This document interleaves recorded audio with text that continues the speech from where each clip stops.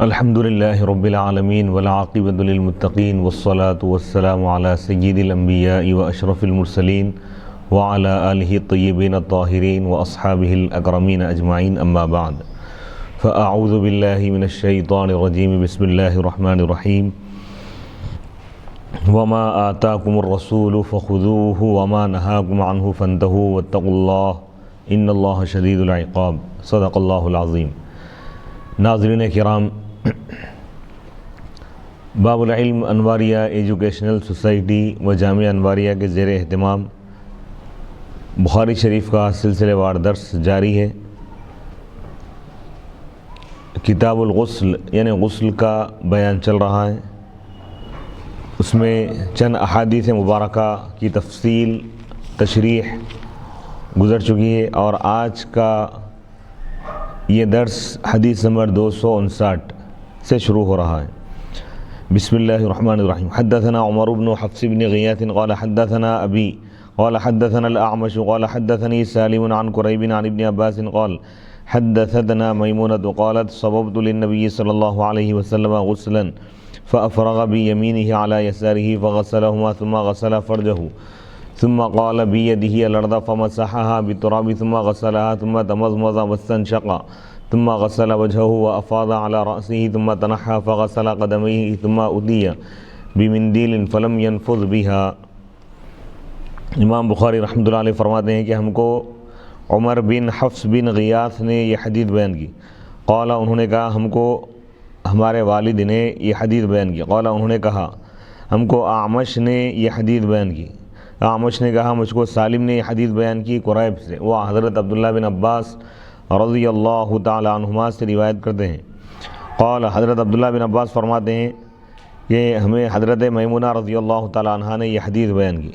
قالت، انہوں نے کہا، حضرت میمونہ نے فرمایا رضی اللہ تعالی عنہ، میں نبی اکرم صلی اللہ علیہ وسلم کے غسل کے لیے برتن میں پانی ڈالی تو آپ نے دائیں ہاتھ سے بائیں ہاتھ پر پانی ڈالا، پھر دونوں ہاتھوں کو آپ نے دھویا،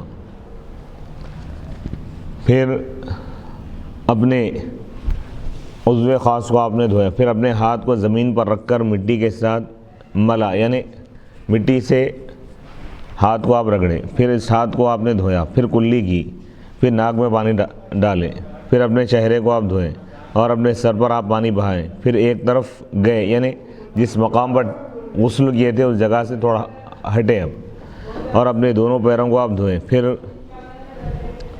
مندیل یعنی ایک رومال وغیرہ لایا گیا، آپ نے اس سے بدن پوچھا جس میں انور پہنچے۔ تو اس حدیث سے یہ بھی معلوم ہوا کہ غسل کے بعد رومال وغیرہ یا تولیہ توال وغیرہ استعمال کرنا اور اس سے جسم پہنچنا یہ بھی حضور کی سنت ہے۔ اس حدیث میں یہ بات بتائی گئی ہے کہ حضور علیہ الصلوۃ والسلام کے پاس تولیہ لایا گیا، یعنی توال رومال لایا گیا، تو آپ نے اس سے فلم ينفض بها، اس حدیث کے الفاظ یہ ہے کہ حضور علیہ الصلوۃ والسلام کا جب غسل مکمل ہوا تو آپ کے پاس ایک رومال لایا گیا، فلم ينفض بها، حدیث کے الفاظ یہ ہے کہ حضور علیہ الصلوۃ والسلام اس سے جسم انور نہیں پہنچے۔ اب اس کی تشریح میں علماء کرام کے مختلف اقوال ہیں۔ وضو اور غسل کے بعد اعضاء کو پوچھنے میں کوئی حرج نہیں ہے، اس حدیث میں تو یہ الفاظ ہے، حدیث میں یہ ذکر ہے کہ حضور علیہ الصلوۃ والسلام کے غسل کے مکمل ہونے کے بعد، حضور کا جب غسل مبارک مکمل ہوا، حضور جب غسل فرما لیے تو حضور کی خدمت میں ایک رومال پیش کیا گیا، لیکن آپ اس سے جسم انور نہیں پہنچے، تو کیا وضو اور غسل کے بعد کسی کپڑے سے یا دستی وغیرہ یا رومال سے یا دوال سے جسم کو پوچھنا جائز ہے یا نہیں؟ جائز ہے، اس میں کوئی حرج نہیں ہے۔ وضو اور غسل کے بعد اعضاء کو پوچھنے میں کوئی حرج نہیں ہے۔ امام احمد سے اسی طرح منقول ہے، حضرت عثمان، حضرت حسن بن علی، حضرت انس رضی اللہ تعالیٰ عنہ اور بہت سے اہل علم کا یہی موقف ہے، اور حضرت جابر بن عبداللہ رضی اللہ تعالیٰ عنہ نے اس سے منع کیا ہے، روکا، کیونکہ حضرت میمونہ روایت کرتی ہے کہ تولیہ لایا گیا اور آپ نے اس سے بدن نہیں پوچھا، پہلا قول زیادہ صحیح ہے، کیونکہ اصل اشیاء میں اباحت ہے، یعنی تمام چیزوں میں اصل کیا ہے؟ اباحت ہے۔ فقہ کا قاعدہ ہے الاصل فی الاشیاء الاباحہ، اور نبی اکرم صلی اللہ علیہ وسلم کا تولیے کو ترک کرنا کراہت پر دلالت نہیں کرتا۔ حضور علیہ الصلوۃ والسلام طوال جو استعمال نہیں فرمائے، رومال، اس سے یہ بات ثابت نہیں ہو رہی ہے کہ طوال کا استعمال کرنا یا رومال کا استعمال کرنا منع ہے یا مکروہ ہے، یہ چیز ثابت نہیں ہو رہی، کیونکہ حضرت عائشہ رضی اللہ تعالیٰ عنہ بیان کرتی ہیں کہ نبی اکرم صلی اللہ علیہ وسلم کے پاس ایک کپڑا تھا جس سے آپ وضو کے اعضاء کو پوچھا کرتے تھے۔ تو دو روایتیں، اس روایت میں تو بخاری شریف کی یہ روایت میں یہ بات بتائی گئی ہے، یہ بات آئی ہے کہ حضور علیہ الصلوۃ والسلام کے پاس تولیہ لایا گیا، رومال لایا گیا۔ حضور کے غسل مکمل ہونے کے بعد حضور جب غسل فرما لیے تو اس کے بعد آپ کے پاس ایک کپڑا یا ایک رومال آپ کے پاس لایا گیا، تو آپ اس سے اپنے جسم انور کو نہیں پوچھے۔ اور دوسری روایت یہ ہے حضرت عائشہ رضی اللہ تعالیٰ عنہ سے مروی ہے کہ حضور کے پاس ایک کپڑا تھا جس سے حضور علیہ الصلوۃ والسلام وضو کے اعضاء کو آپ پوچھا کرتے، جب بھی وضو فرماتے تو اس کپڑے سے آپ اپنے چہرے ہاتھوں کو پوچھتے تھے۔ تو اب دونوں روایتوں کو سمجھنے کی ضرورت ہے، اگر کوئی پوچھے تو بھی جائز ہے، کوئی نہ پوچھے یہ بھی جائز ہے، دونوں چیزوں کی گنجائش ہے۔ علامہ بدر الدین عینی رحمۃ اللہ علیہ فرماتے ہیں، علامہ نووی شافعی نے کہا ہے کہ مستحب یہ ہے کہ بدن پوچھنے کو ترک کر دیا جائے، اور ایک قول یہ ہے کہ گرمیوں میں بدن پوچھنا مکروہ ہے اور سردیوں میں مباح ہے۔ اب موسم کے اعتبار سے اس کو تقسیم کر دی، گرمیوں کے موسم میں اگر کوئی غسل کیا ہے یا وضو کیا ہے تو بدن کو پوچھنا مکروہ ہے، اور سردیوں میں، سردی کے موسم میں پوچھنا یہ مباح ہے، جائز ہے۔ المحلب نے کہا ہے کہ ہو سکتا ہے کہ آپ علیہ الصلوۃ والسلام نے بدن پوچھنے کو اس لیے ترک کیا ہو تاکہ پانی کی تری باقی رہے، یا تواضع کے لیے، یا ہو سکتا ہے کہ وہ کپڑا ریشم کا ہو یا میلا ہو، اس لیے آپ نے اس کو ترک کر دیا۔ الاعمش کہتے ہیں یعنی چھوڑ دیا، یعنی اس کے وجوہات، حضور علیہ الصلوۃ والسلام کے ہاتھ رومال لایا گیا، آپ اس سے جسم انور کو نہیں پوچھے، تو اس کی کیا وجہ ہو سکتی ہے؟ ایک وجہ یہ ہو سکتی ہے کہ پانی کی جو تری ہے، کچا پن ہے، وہ جسم پر باقی رہے تاکہ ٹھنڈک محسوس ہو جسم میں۔ دوسری وجہ یہ ہو رہا ہے کہ ہو سکتا ہے عاجزی انکساری کے طور پر آپ نے ایسا کیا ہو، یا یہ بھی ہو سکتا ہے کہ وہ کپڑا ریشم کا ہو، ریشم کا کپڑا استعمال نہیں کر سکتے، اس لیے حضور علیہ الصلوۃ والسلام نے اس کپڑے سے اپنے جسم انور کو نہیں پوچھے، یا یہ بھی ہو سکتا ہے کہ وہ کپڑا میلا ہو، اس لیے آپ نے اس کو استعمال نہیں فرمایا۔ اعمش کہتے ہیں کہ میں نے ابراہیم نخعی سے اس مسئلے کا ذکر کیا، انہوں نے کہا تولیے میں کوئی حرج نہیں، یعنی طوال وغیرہ استعمال کرنے میں کوئی حرج نہیں ہے، یعنی کوئی گناہ نہیں ہے، استعمال کر سکتے ہیں۔ آپ نے اس کو اس لیے واپس کر دیا تھا کہ عادت نہ بن جائے۔ تمیمی نے اس حدیث کی شرح میں کہا ہے کہ اس حدیث میں یہ دلیل ہے کہ آپ تولیے سے بدن پوچھتے تھے، اگر ایسا نہ ہوتا تو غسل کے بعد آپ کے پاس تولیہ نہ لایا جاتا، یعنی اکثر تو آپ پوچھا کرتے تھے، کبھی کبھی آپ ترک بھی فرماتے تھے۔ ابن دقیق نے کہا ہے آپ کا اپنے ہاتھوں سے پانی کو جھاڑنا، یعنی پانی کو وہ کرنا، اس پر دلیل ہے کہ بدن پوچھنے میں کوئی کراہت نہیں ہے، کیونکہ دونوں کا مقصود پانی کو زائل کرنا ہے، یعنی پانی کو جسم سے ہٹانا ہے، بھی کچا پن جو ہے نا۔ تولیے سے بدن کو پوچھنے میں، یعنی کپڑے وغیرہ سے یا رومال سے یا دوال سے بدن کو پوچھنے میں کئی روایتیں موجود ہیں، احادیث اور آثار۔ حضرت ام ہانی کی حدیث میں نبی اکرم صلی اللہ علیہ وسلم غسل سے فارغ ہوئے تو آپ نے اپنے آپ کو ایک کپڑے میں لپیٹ لیا۔ حضرت سلمان فارسی رضی اللہ تعالیٰ عنہ بیان کرتے ہیں کہ رسول اللہ صلی اللہ علیہ وسلم کے پاس اون کا جبہ تھا، آپ نے وضو کے بعد اس سے چہرہ پوچھا۔ حضرت قیس بن سعد رضی اللہ تعالیٰ عنہ بیان کرتے ہیں کہ ہمارے پاس نبی اکرم صلی اللہ علیہ وسلم تشریف لائے، ہم نے آپ کے لیے پانی رکھا، آپ نے غسل کیا، پھر ہم آپ کے پاس زرد رنگ کی چادر لائے، آپ نے اس چادر سے اپنے آپ کو لپیٹ لیا، بس گویا کہ میں آپ کے اوپر زرد رنگ کا اثر دیکھ رہا تھا۔ حضرت عائشہ رضی اللہ تعالیٰ عنہ بیان فرماتی ہیں کہ رسول اللہ صلی اللہ علیہ وسلم کے پاس ایک تولیہ تھا جس سے وضو کے بعد آپ پوچھتے تھے۔ حضرت معاذ بن جبل رضی اللہ تعالیٰ عنہ بیان کرتے ہیں کہ میں نے دیکھا جب نبی اکرم صلی اللہ علیہ وسلم وضو کرتے تو کپڑے کی ایک طرف سے اپنا چہرہ پوچھتے تھے۔ عمرو بن حریث بیان کرتے ہیں کہ حضرت علی رضی اللہ تعالیٰ عنہ غسل کرنے کے بعد ایک کپڑے سے بدن پوچھتے تھے۔ زریق بیان کرتے ہیں کہ حضرت انس رضی اللہ تعالیٰ عنہ وضو کرنے کے بعد اپنے چہرے اور اپنے ہاتھوں کو پوچھتے۔ الحکم بیان کرتے ہیں کہ حضرت عبداللہ بن عمر رضی اللہ تعالیٰ عنہ نے اپنے چہرے کو اپنے کپڑے سے پوچھا۔ محمد بن منتشر اپنے والد سے روایت کرتے ہیں کہ مسروق کے پاس ایک تولیہ تھا جس سے وہ پوچھتے تھے۔ یونس بیان کرتے ہیں کہ حضرت حسن بصری اور محمد بن سیرین وضو کے بعد تولیے سے پوچھنے میں کوئی حرج نہیں سمجھتے تھے۔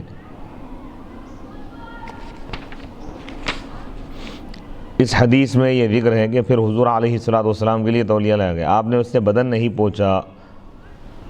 حافظ ابن حجر عسقلانی رحمۃ اللہ علیہ اس کی تشریح میں فرماتے ہیں کہ اس حدیث سے استدلال کیا گیا ہے کہ وضو اور غسل کے بعد جو پانی کے قطرات گرتے ہیں وہ پاک ہیں۔ اس کے برخلاف غالی حنفی کہتے ہیں کہ وہ قطرات نجس ہیں۔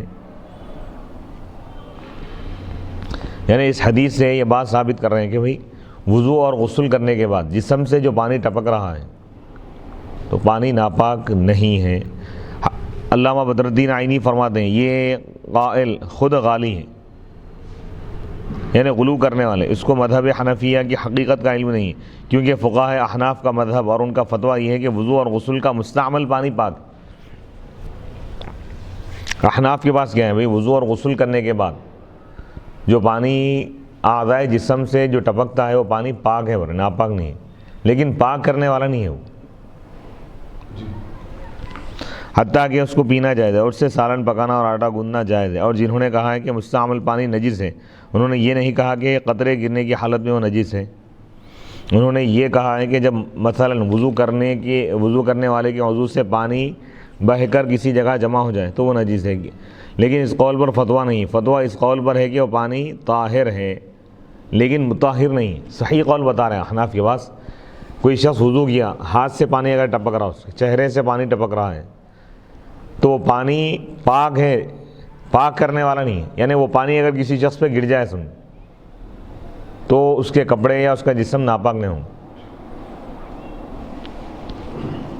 لیکن اس پانی سے دوبارہ کوئی شخص وضو نہیں کر سکتا۔ جیسے کوئی شخص وضو کیا، وضو کرنے کے بعد کسی جگہ پہ وہ پانی جمع ہو گیا، اس کا وضو کیا ہوا پانی اعضائے وضو سے گر کے یا بہہ کے، تو وہ پانی سے کوئی دوسرا وضو نہیں کر سکتا، کیونکہ وہ پانی پاک کرنے والا نہیں ہے، پاک ہے خالی صرف۔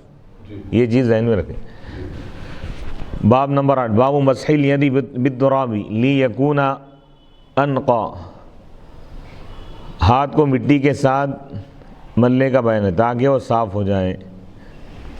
یعنی اس دور میں کیونکہ صابن وغیرہ نہیں تھا، کوئی شخص اگر غسل کرنا چاہتا ہے تو اس دور میں لوگ جسم کو صاف کرنے کے لیے، ہاتھ کو صاف کرنے کے لیے مٹی میں اس کو ملتے تھے، یعنی رگڑتے تھے، پھر ہاتھ دھوتے تھے۔ آج کے دور میں صابن وغیرہ کی سہولت ہے تو صابن سے بھی پاکی حاصل ہو جائے گی، لیکن یہ فرض یا واجب نہیں ہے صابن کا استعمال یا مٹی کا استعمال، صرف نجاست کو دور کرنا اور جسم پر پانی بہانا یہ فرض ہے۔ حدیث نمبر 260، حدثنا عبداللہ بن الزبیر الحمیدی قال حدثنا سفیان قال حدثنا الاعمش عن سالم بن ابی الجعد عن قریب عن ابن عباس عن میمونۃ ان النبی صلی اللہ علیہ وسلم اغتسل من الجنابۃ فغسل فرجه بيده ثم دلك بها الحائط ثم غسلها ثم توضأ وضوءه للصلاة فلما فرغ من غسله غسل رجليه۔ امام بخاری رحمۃ اللہ علیہ فرماتے ہیں کہ ہم کو عبداللہ بن زبیر الحمیدی نے یہ حدیث بیان کی، قال انہوں نے کہا ہم کو سفیان نے یہ حدیث بیان کی، سفیان نے کہا ہم کو اعمش نے یہ حدیث بیان کی سالم بن ابی الجعد سے، وہ قریب سے روایت کرتے ہیں، وہ حضرت عبداللہ بن عباس رضی اللہ تعالیٰ عنہ سے روایت کرتے ہیں۔ عبداللہ بن عباس رضی اللہ تعالیٰ عنہ فرماتے ہیں حضرت میمونہ رضی اللہ تعالیٰ عنہ سے روایت کرتے ہیں کہ نبی پاک علیہ الصلوۃ والسلام غسل فرمائیں، فغسل فرجہ بیدہ، بس آپ اپنے عضو مخصوص کو آپ نے دھویا اپنے ہاتھ سے، ثم دلگا بہا، پھر آپ ہاتھ کو آپ دیوار سے رگڑے، اب ثم غسلا یعنی مٹی وغیرہ سے، ثم غسلا پھر آپ ہاتھ کو دھوئے، پھر آپ وضو فرمائیں نماز کے لیے وضو کی طرح، یعنی نماز کے لیے جیسا وضو کیا جاتا ہے ویسا وضو فرمائیں۔ بس جب آپ اپنے غسل سے فارغ ہوئے تو آپ نے اپنے دونوں پیروں کو دھویا۔ تو اس حدیث سے یہ بتا رہے ہیں کہ ہاتھ مٹی وغیرہ میں ملا کے یا مٹی وغیرہ میں مل کر اس کو دھویا جا سکتا ہے، جائز ہے۔ باب نمبر 9 باب هل يدخل الجنوب يده في الإناء قبل أن يغسلها إذا لم يكن على يده قدر غير الجنابة. جب جنوبی کے ہاتھ پر جنابت کے علاوہ کوئی اور نجاست نہ ہو تو کیا وہ ہاتھ دھونے سے پہلے برتن میں ہاتھ ڈال سکتا ہے؟ یعنی کوئی شخص ناپاک ہے، حالت جنابت میں ہے، اس کے ہاتھ پر کوئی نجاست لگی ہوئی نہیں ہے لیکن وہ ناپاک ہے، تو کیا وہ ڈائریکٹ یعنی بکیٹ وغیرہ میں ہاتھ ڈال سکتا ہے؟ اس مسئلے کو یہاں پر بیان کر رہے ہیں. امام بخاری رحمۃ اللہ علیہ نے کہا جب جنابت کے علاوہ اور کوئی نجاست نہ ہو. اس سے معلوم ہوتا ہے کہ جنابت بھی نجاست ہے. حالانکہ حضرت ابو ہریرہ رضی اللہ تعالیٰ عنہ جنوبی تھے تو نبی اکرم صلی اللہ علیہ وسلم نے فرمایا سبحان اللہ، بے شک مسلمان نجس نہیں ہوتا. وَأَدْخَلَ ابن عمر والبراء بن عازب يده في الطهور ولم يغسلها ثم توضأ. اور حضرت عبداللہ بن عمر اور حضرت براء رضی اللہ تعالیٰ عنہما نے اپنا ہاتھ پانی میں ڈالا اور اس کو نہیں دھویا، پھر وضو کیا.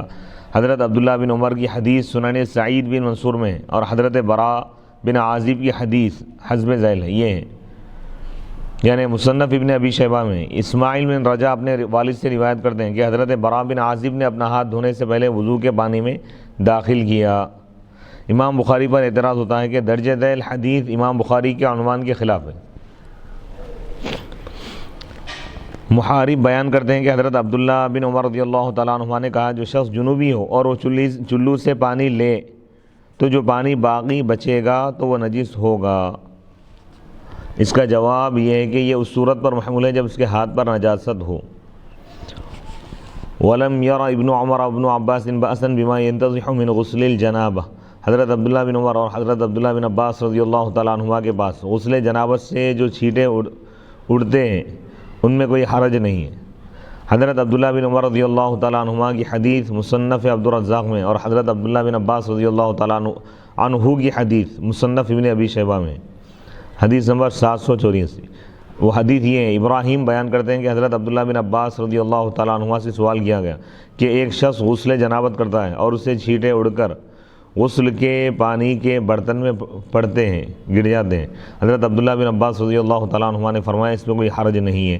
اس پر یہ اعتراض ہوتا ہے کہ امام بخاری کا عنوان تو یہ تھا کہ جنوبی ہاتھ دھوئے بغیر پانی میں ہاتھ ڈال دے تو پانی نجس نہیں ہوتا اور ناپاک نہیں ہوتا. اور اس تعلیق سے یہ تعلیق یعنی یہ جو روایت لائے بھی اس سے یہ تو ثابت نہیں ہوتا. اس کا جواب یہ ہے کہ یہ التزاماً ثابت ہے کیونکہ جب غسل جنابت کے چھینٹے پڑنے سے پانی نجس نہیں ہوتا تو جنوبی کے ہاتھ ڈالنے سے بھی پانی نجس نہیں ہوگا بشرطے کہ اس کے ہاتھ پر نجاست نہ ہو.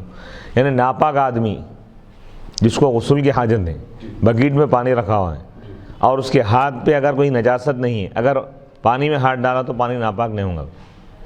اگر ہاتھ پہ نجاست لگی ہوئی، اگر ویسا ہاتھ اگر داخل کیا تو پانی ناپاک ہوگا. اس لیے علماء کرام یہ فرماتے ہیں کہ بہتر یہ ہے کہ لوٹا استعمال کریں یا جگ استعمال کریں. جگ سے پانی لے، پہلے دونوں ہاتھوں کو دھو لیں. اب یہ جو مسائل ہیں یہ اس دور کے اعتبار سے کیونکہ اس دور میں لوٹے یا جگ وغیرہ کا استعمال نہیں تھا تو لوگ ٹب وغیرہ میں یا نہ تو برتنوں میں پانی وغیرہ لیتے تھے اور پہلے ہاتھ دھو کر اس کے بعد ان ہاتھوں سے پانی اپنے جسم پر ڈال لیتے تھے. لیکن آج کل ایسا یہ مسئلہ ہی پیدا نہیں ہوتا کیونکہ ہر جگہ یہاں پہ یا تو لوگ ڈائریکٹ نل کے پانی سے بعض لوگ غسل کرتے ہیں یا شاور استعمال کرتے ہیں یا بکیٹ میں پانی لیتے ہیں اور ایک جگ وغیرہ استعمال کرتے ہیں، جگ یا مگ یا لوٹا وغیرہ استعمال کرتے ہیں. تو لہذا کوئی بھی شخص اکثر تو یہ دیکھنے میں آتا ہے کہ ڈائریکٹ ہاتھ داخل نہیں کرتا. اب رہا ایک مسئلہ یہ بھی ہے کہ اگر کوئی شخص سوئمنگ پول ہے یا بہت بڑی ندی ہے، نہر ہے، دہ دردہ ہے، سمجھو دہ دردہ یعنی 10 گز لمبائی ہے، 10 گز چوڑائی ہے، اس کی گہرائی بھی اچھی ہے. ویسے اس میں اگر کوئی ناپاک آدمی، جنوبی آدمی اگر اس میں اگر ڈیف مارے، اگر غوطہ لگائے، اس میں تیرے تو اس کا وضو بھی ہوگا، غسل بھی ہوگا، پانی ناپاک نہیں ہوگا اس میں کیونکہ مائع کثیر ہے، وہ زیادہ پانی ہے. ہاں لیکن اس میں 2 چیزیں ہیں کہ وہ آدمی کلی کرے، کلی کرنا شرط ہے اس میں، کلی کرنا اور ناک صاف کرنا. یہ 2 چیزیں کر کے اگر وہ پانی میں اگر کود گیا، بہتے ہوئے پانی، مائع جاری میں یا مائع کثیر میں، دہ دردہ پانی میں، تو اس کا غسل بھی ہو جائے گا. حدیث نمبر 261 حدثنا عبد الله بن مسلمة قال اخبرنا افلح عن القاسم عن عائشة قالت كنت اغتسل انا والنبي صلی اللہ علیہ وسلم من اناء واحد تختلف ايدينا فيه۔ امام بخاری رحمۃ اللہ علیہ فرماتے ہیں کہ ہم کو عبداللہ بن مسلمہ نے یہ حدیث بیان کی، انہوں نے کہا ہم کو افلاح نے قاسم سے یہ حدیث بیان کی۔ قاسم حضرت عائشہ رضی اللہ تعالیٰ عنہ سے روایت کرتے ہیں۔ حضرت عائشہ رضی اللہ تعالیٰ عنہ بیان فرماتی ہیں کہ میں اور نبی اکرم صلی اللہ علیہ وسلم ایک برتن سے پانی لے کر غسل کرتے تھے اور ہمارے ہاتھ اس برتن میں آگے پیچھے داخل ہوتے تھے۔ یعنی اس سے بتا رہے ہیں امام بخاری رحمۃ اللہ علیہ کہ جنوبی کا ہاتھ ناپاک نہیں ہے، یہ بولنا چاہ رہے ہیں۔ کوئی آدمی حالت جنابت میں ہے، اس کا یہ مطلب نہیں ہے کہ اگر وہ کسی پانی میں ہاتھ داخل کیا تو پانی ناپاک ہوگا، ایسا نہیں۔ نجاست خاص مقام پر ہے برا، یعنی وہ پورے جسم پہ نجاست پھیلی ہی نہیں، حکماً ناپاک ہے برا جسم، حقیقتاً برا جسم ناپاک نہیں ہے۔ نجاست دو قسم کی، ایک حکمی ہے ایک حقیقی۔ حقیقی جیسے خون ہے،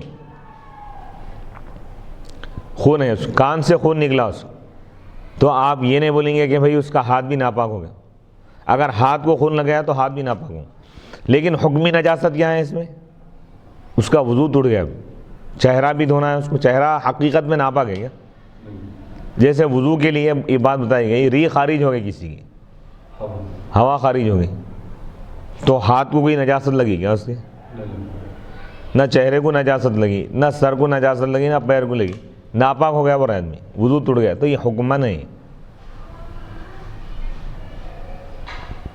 حقیقی نجاست وہ ہے جو نظر آنے والی جو نجاست ہوتی، نجاست حقیقی بولتے ہیں۔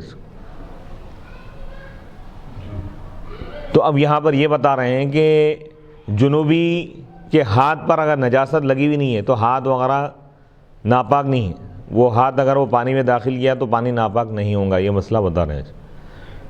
جی اچھا، اس میں ایک چھوٹا سا سوال یہ ہے مفتی صاحب نے کہ جنوبی کے ہاتھوں پر گندگی نجاست لگی ہوئی نہیں ہے تو وہ یعنی پانی میں ہاتھ ڈالا تو پانی ناپاک نہیں ہوگا، بالکل اسی طرح اب کیونکہ میاں بیوی جب ہم بستری کرتے ہیں یا کسی کو احتلام ہوتا ہے تو وہ اپنے شرمگاہ کو یعنی پیشاب کی جگہ جو ایک خاص مقام ہے اس کو اچھی طرح دھو لے اور صاف کر لے، اور نجاست گندگی جو لگی ہوئی تھی وہ نکل جائے، بہہ جائے۔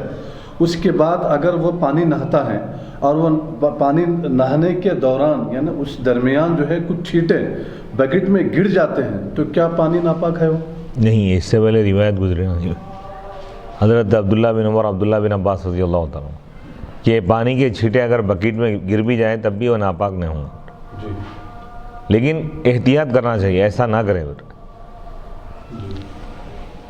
اس حدیث کی باب کے عنوان کے ساتھ مطابقت اس طرح ہے کہ حضرت عائشہ رضی اللہ تعالیٰ عنہ اور نبی اکرم صلی اللہ علیہ وسلم دونوں غسل فرماتے ہیں، ان دونوں کے ہاتھ پر نجاست نہ تھی اور وہ ہاتھ دھوئے بغیر پانی کے برتن میں ہاتھ ڈالتے تھے، یعنی ہاتھ سے پانی لیتے تھے۔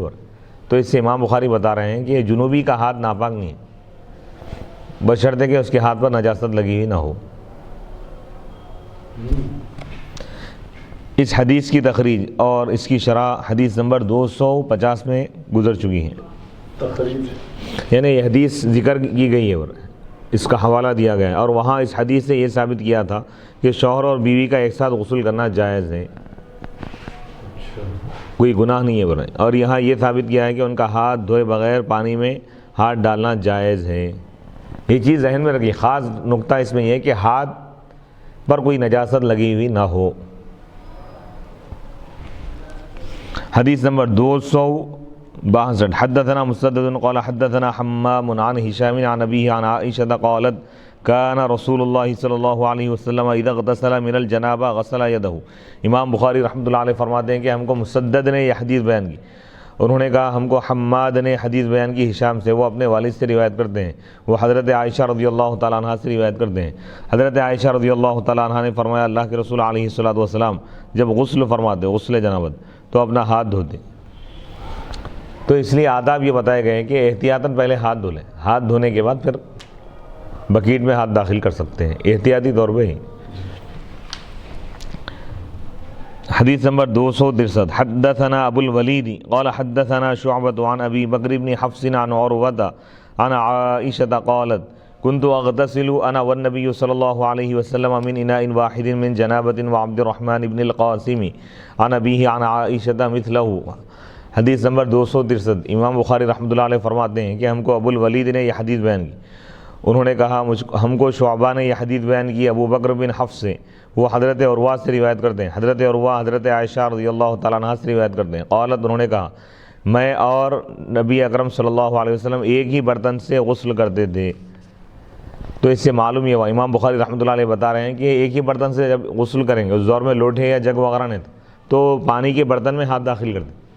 تو پانی کے برتن میں جنوبی آدمی کا ہاتھ داخل کرنا جائز ہے, پانی ناپاک نہیں ہوگا اس سے, یہ بتانا چاہ رہے ہیں, بشرطے کہ ہاتھ پر کوئی نجاست لگی ہوئی نہ ہو. یہ دیکھیے اب ہر جگہ پہ یہ جو ہے احادیث مبارکہ, حضور علیہ الصلوۃ والسلام کی پوری زندگی کا کوئی عمل ایسا نہیں ہے جو امت سے چھپا ہوا ہو, کیونکہ حضور کی ذات کو اللہ تعالیٰ قیامت تک کے لیے اللہ تعالیٰ آئیڈیل بنا کے بھیجا ہے, یعنی اسوہ بنا کے بھیجا اللہ تعالیٰ, اسوۃ حسنہ, بہترین نمونہ ہے.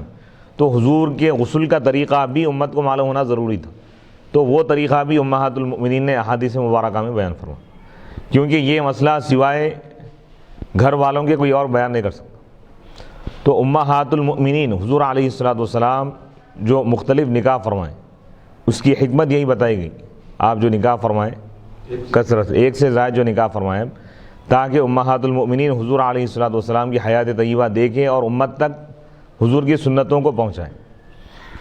سبحان اللہ, یہ حکمت دی. ہائے ہائے ہائے.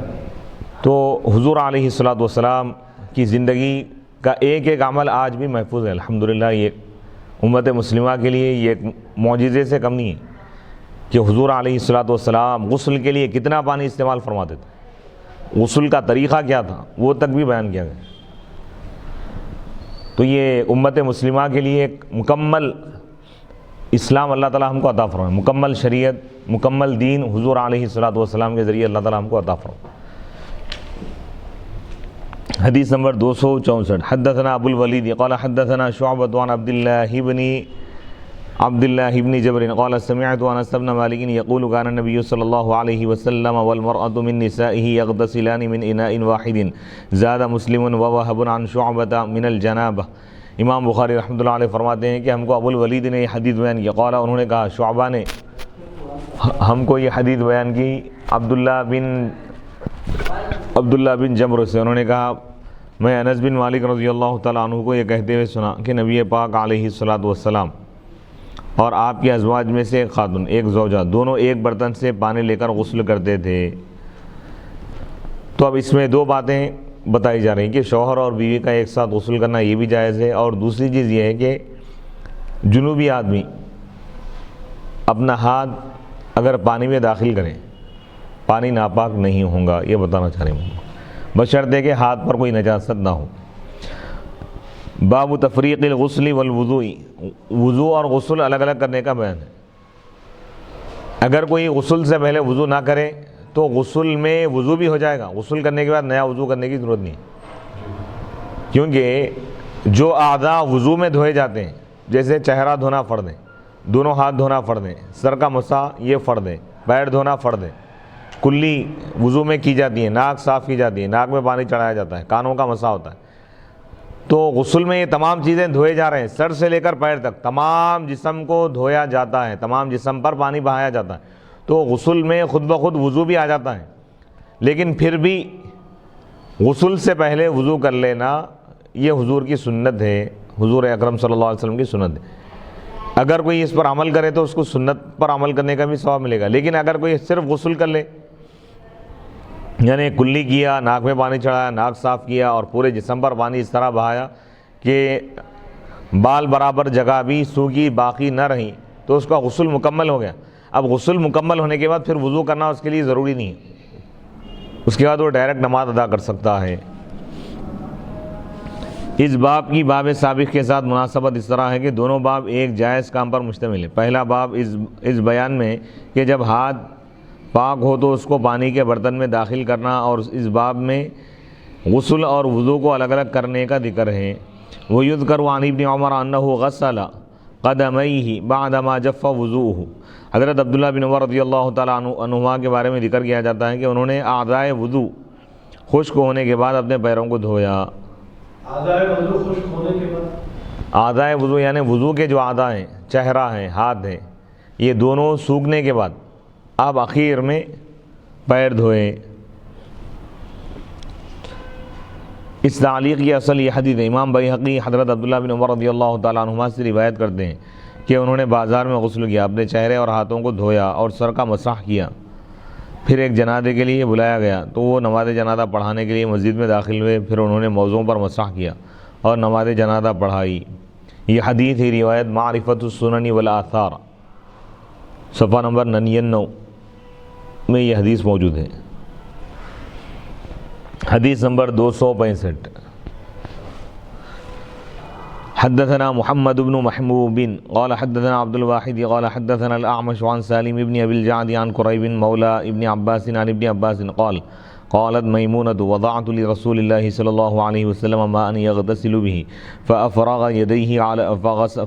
على يديه فغسلهما مرتين أو ثلاثا ثم أفرغ بيمينه على شماله فغسل مذاكيره ثم دلك يده بالأرض ثم تمضمض واستنشق ثم غسل وجهه ويديه وغسل رأسه ثلاثا ثم أفرغ على جسده ثم تنحى من مقامه فغسل قدميه۔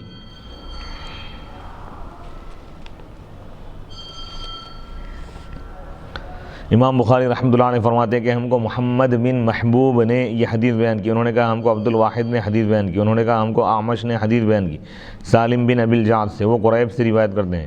قریب کون ہے؟ یہ حضرت عبداللہ بن عباس رضی اللہ تعالیٰ عنہ کے آزاد کردہ غلام، حضرت عبداللہ بن عباس رضی اللہ تعالیٰ عنہ کے آزاد کردہ غلام قریب سے روایت کرتے ہیں۔ قریب عبداللہ بن عباس رضی اللہ تعالیٰ عنہ سے روایت کرتے ہیں۔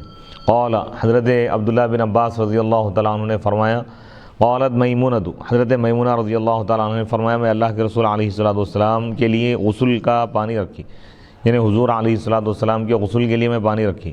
فافرغ علی یدیہ، بس حضور علیہ الصلوۃ والسلام اپنے دونوں ہاتھوں پر پانی ڈالیں۔ فغسلہما، دونوں ہاتھوں کو آپ 2 یا 3 مرتبہ دھوئیں، پھر آپ اپنے سیدھے ہاتھ سے بائیں ہاتھ پر پانی ڈالیں۔ فغسل مذاکرہ، پھر آپ اپنے اعضاء کو دھوئیں۔ ثم دلک یدہ،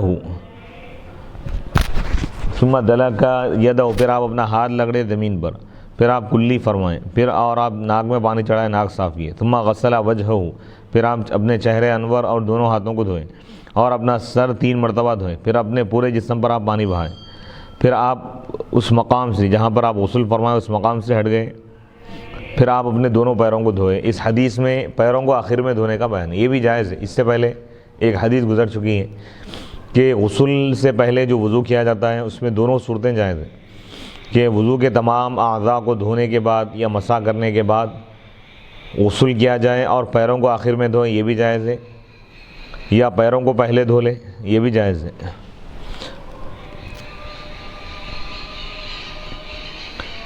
باب نمبر 11، باب من افرغ بیمینہ علی شمالہ بالغسل، یہ بیان ہے اس شخص کا جو اپنے سیدھے ہاتھ سے بائیں ہاتھ پر پانی ڈالے غسل میں۔ حدیث نمبر 266، یعنی اگر ہاتھ دھو رہے ہیں تو پہلے سیدھا ہاتھ دھوئیں، پھر سیدھے ہاتھ کے ذریعے بایاں ہاتھ دھوئیں، سیدھے ہاتھ سے بائیں ہاتھ پر پانی ڈال کر بایاں ہاتھ دھوئیں۔ حدیث نمبر 266، حدثنا موسى بن اسماعيل قال حدثنا ابو عوانة قال حدثنا الاعمش عن سالم بن ابي الجعد عن قريب مولى ابن عباس عن ابن عباس عن ميمونة بنت الحارث قالت وضعت لرسول الله صلى الله عليه وسلم غسلا وصدرته فصب على يده فغسلها مرة او مرتين۔ قال سليمان لا أدري أذكر الثالثة أم لا، ثم أفرغ بيمينه على شماله فغسل فرجه ثم دلك يده بالأرض أو بالحائط ثم تمضمض واستنشق وغسل وجهه ويديه وغسل رأسه ثم صب على جسده ثم تنحى فغسل قدميه فناولته خرقة فقال بيده هكذا ولم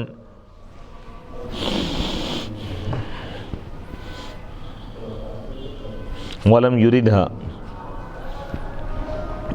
امام بخاری رحمۃ اللہ علیہ فرماتے ہیں کہ ہم کو موسیٰ بن اسماعیل نے حدیث بیان کی، انہوں نے کہا ہم کو ابو عوانہ نے حدیث بیان کی، قال انہوں نے کہا ہم کو اعمش نے حدیث بیان کی، وہ سالم بن ابی الجعد سے روایت کرتے ہیں، وہ حضرت عبداللہ بن عباس رضی اللہ تعالیٰ عنہ کے آزاد کردہ غلام قریب سے روایت کرتے ہیں۔ قریب حضرت عبداللہ بن عباس رضی اللہ تعالیٰ عنہ سے روایت کرتے ہیں۔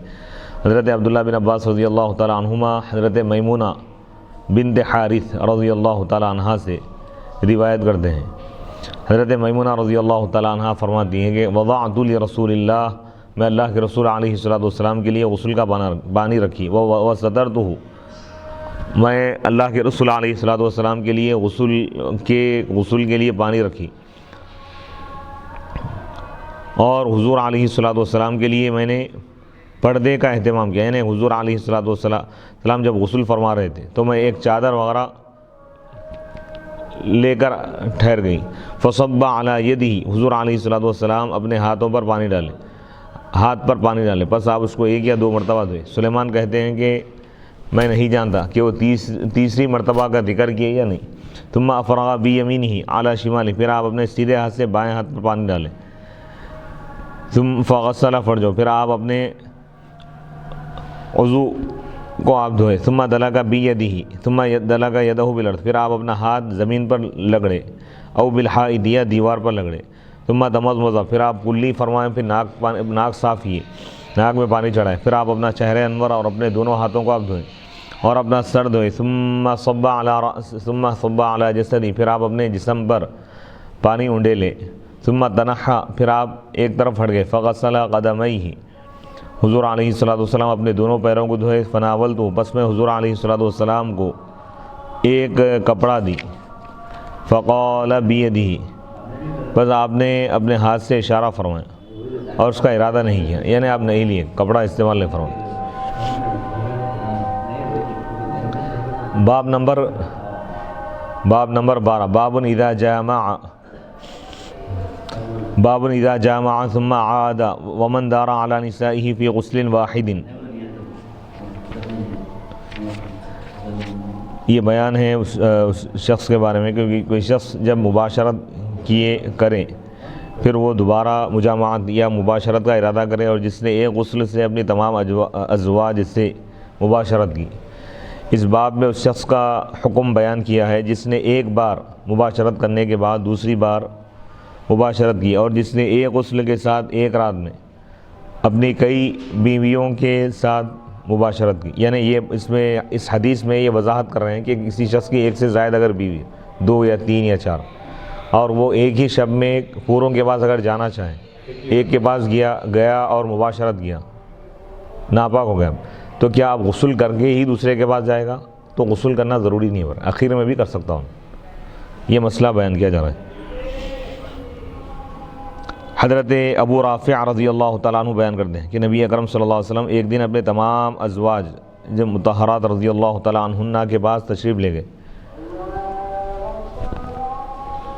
اس کے بعد یہ حدیث میں تفصیل بیان کی جا رہی ہے کہ ان کے پاس جا کر آپ غسل کرتے، اور ان کے پاس جا کر آپ غسل کرتے۔ میں نے عرض کیا یا رسول اللہ، آپ ایک ہی غسل کیوں نہیں کرتے؟ آپ نے فرمایا یہ طریقہ زیادہ ستھرا، زیادہ پاکیزہ اور زیادہ طاہر ہے۔ یعنی یہ روایت ابو داؤد میں موجود ہے اور ابن ماجہ میں موجود ہے، مسند احمد میں ہے۔ یعنی ایک حدیث میں مختلف واقعات ہیں، ایک حدیث میں یہ جو حدیث بیان کی گئی ہے ابو داؤد اور ابن ماجہ کی روایت ہے کہ حضور علیہ الصلوۃ والسلام ازواج مطہرات کے بعد تشریف لے گئے، ایک زوجہ مطہرہ کے پاس آپ تشریف لے گئے، پھر ان کے بعد آپ غسل فرمائیں، غسل فرما کے پھر دوسرے زوجہ مطہرہ کے بعد آپ تشریف لے گئے۔ تو آپ سے سوال کیا گیا کہ آپ ایک ہی غسل پر کیوں اکتفا نہیں کی؟ تو حضور فرمائے کہ ایک مرتبہ مباشرت کرنے کے بعد دوسری مرتبہ مباشرت کرنے سے پہلے غسل کر لینا یہ زیادہ اچھا ہے، بہتر ہے۔ یعنی یہ ضروری یا واجب نہیں ہے، یہ بیان جواز کے لیے ہے۔ اگر یہ اعتراض کیا جائے کہ اس حدیث سے معلوم ہوتا ہے کہ جب کوئی شخص ایک بار مباشرت کرنے کے بعد دوسری بار مباشرت کرے تو اس پر واجب ہے کہ وہ درمیان میں غسل کرے، اس کا جواب یہ ہے کہ اس پر اجماع ہے کہ اس پر درمیان میں غسل کرنا واجب نہیں ہے، اور اس کی وضاحت اس حدیث میں ہے۔ حضرت ابو سعید خدری رضی اللہ تعالیٰ عنہ بیان کرتے ہیں کہ نبی اکرم صلی اللہ علیہ وسلم نے فرمایا جب تم میں سے کوئی شخص اپنی بیوی کے پاس جائے پھر وہ دوبارہ جانا چاہیں تو دونوں مباشرت کے درمیان وضو کرے، وضو کر لینا کافی ہے، یہ زیادہ بہتر ہے۔ ابواب سابقہ کے ساتھ اس باب کی مناسبت یہ ہے کہ ابواب سابقہ میں غسل جنابت کے احکام بیان کیے گئے تھے، اور اس باب میں غسل جنابت کا بھی ذکر گزرے ہوئے جو ابواب ہیں نا، اور اس باب میں غسل جنابت کا بھی ذکر ہے اور اس کے سبب کا بھی بیان ہے. یہ جنابت کا غسل فرض کیوں ہوتا ہے؟ اس کی وجہ سے مباشرت کی وجہ سے یہ بتانا چاہیے. تو اگر کوئی ایک سے زائد مرتبہ اگر قربت حاصل کرنا چاہے تو ہر مرتبہ اس پر غسل فرض نہیں ہوگا. ہم بستری اگر کرنا چاہے کوئی شخص تو ایک مرتبہ ہم بستری کیا تو فوراً اس پر غسل فرض ہو گیا، اس کے بعد ان جا سکتا ہے، ایسا نہیں ہے. تو یہ مسئلہ یہ بھی امت کی آسانی کے لیے حضور علیہ الصلوۃ والسلام نے بیان فرمایا. حدیث نمبر 263. حدثنا محمد بن بشار قال حدثنا ابن ابی عدی ويحيى بن سعيد عن شعبة عن إبراهيم بن محمد بن المنتشر عن أبيه قال ذكرته لعائشة فقالت يرحم الله أبا عبد الرحمن كنت أطيب رسول الله صلى الله عليه وسلم فيطوف على نسائه ثم يصبح محرما ينزح طيبا. امام بخاری رحمۃ اللہ علیہ فرماتے ہیں کہ ہم کو محمد بن بشار نے یہ حدیث بیان کی. قال انہوں نے کہا ہم کو ابن ابی عدی نے یہ حدیث بیان کی اور یحییٰ بن سعید نے یہ حدیث بیان کی شعبہ سے. شعبہ حضرت ابراہیم بن محمد بن منتشر سے روایت کرتے ہیں، وہ اپنے والد سے روایت کرتے ہیں. قال انہوں نے کہا میں نے حضرت عائشہ رضی اللہ تعالیٰ عنہا سے اس کا ذکر کیا تو انہوں نے کہا اللہ تعالیٰ ابو عبد الرحمن پر رحم فرمائے، میں رسول اللہ صلی اللہ علیہ وسلم کو خوشبو لگاتی تھی، پھر آپ تمام ازواج مطہرات کے پاس تشریف لے جاتے تھے، پھر صبح احرام باندھتے تھے اور آپ کے جسم سے خوشبو آتی تھی، مہکتی تھی. وصلی اللہ تعالی علی خیر خلقہ سیدنا محمد و آلہ و اصحابہ اجمعین والحمد للہ رب العالمین.